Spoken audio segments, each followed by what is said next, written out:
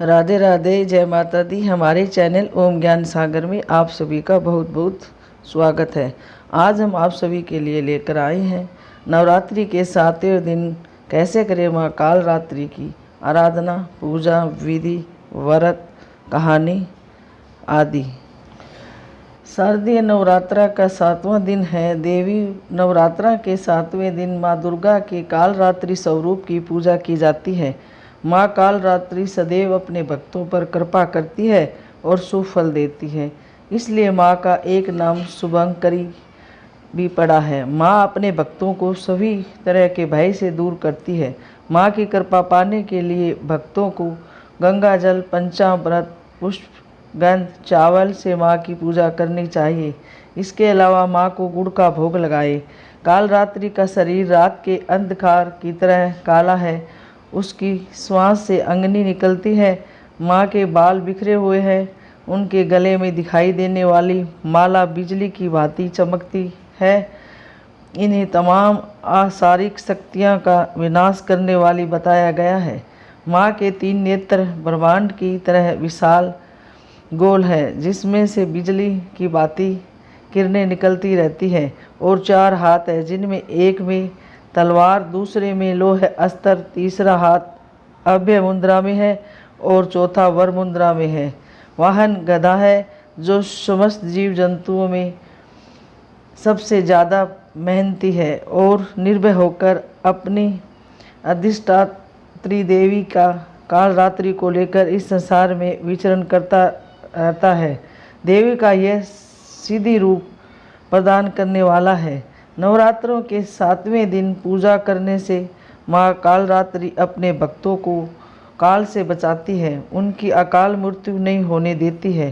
पुराणों से इन्हें सभी सिद्धियों की भी देवी कहा गया है, इसलिए तंत्र मंत्र के साधक इस देवी की विशेष रूप से पूजा अर्चना करते हैं।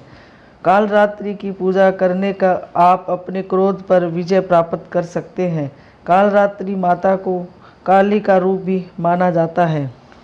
उनकी उत्पत्ति देवी पार्वती से हुई है। काल रात्रि की पूजा सुबह में अन्य दिनों की तरह होती है, परंतु रात्रि में विशेष विधान के साथ देवी की पूजा की जाती है। काल रात्रि की पूजा करने वालों के लिए इस जगत में मौजूद कोई भी चीज़ दुर्लभ नहीं है। माता अपने भक्तों की हर मुराद पूरी करती है। आदि शक्ति में अपने भक्तों के कष्ट की दूर करती है, अति शीघ्र निवारण करती है कष्टों का। दुर्गा के इस रूप की साधना करते समय इस मंत्र का जाप अवश्य करना चाहिए। काल रात्रि देवी का मंत्र ओम ए ही कली चामुंडाए ओम काल रात्रि देवयम।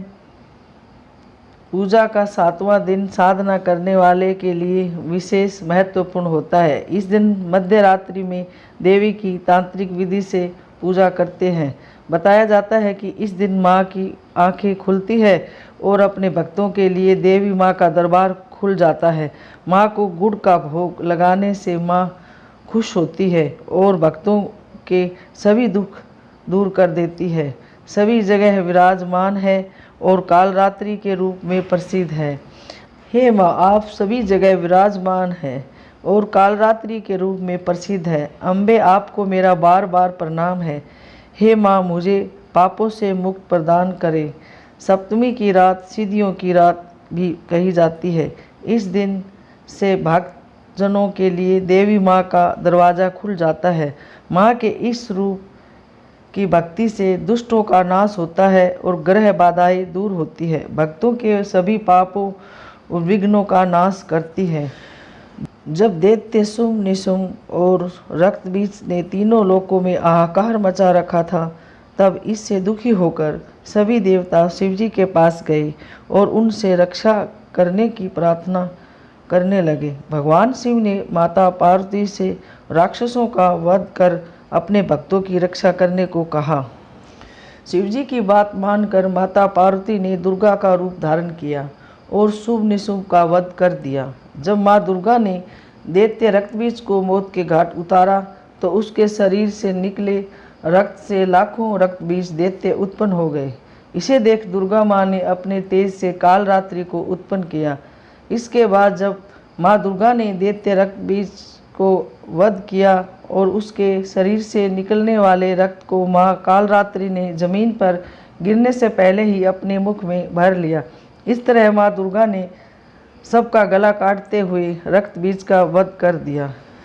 शारदीय नवरात्रि 2020 का त्यौहार शनिवार 17 अक्टूबर से शुरू होगा और 25 अक्टूबर तक चलेगा। 9 दिनों तक चलने वाले यह त्यौहार हर साल पूरी तरह धूमधाम से मनाया जाता है।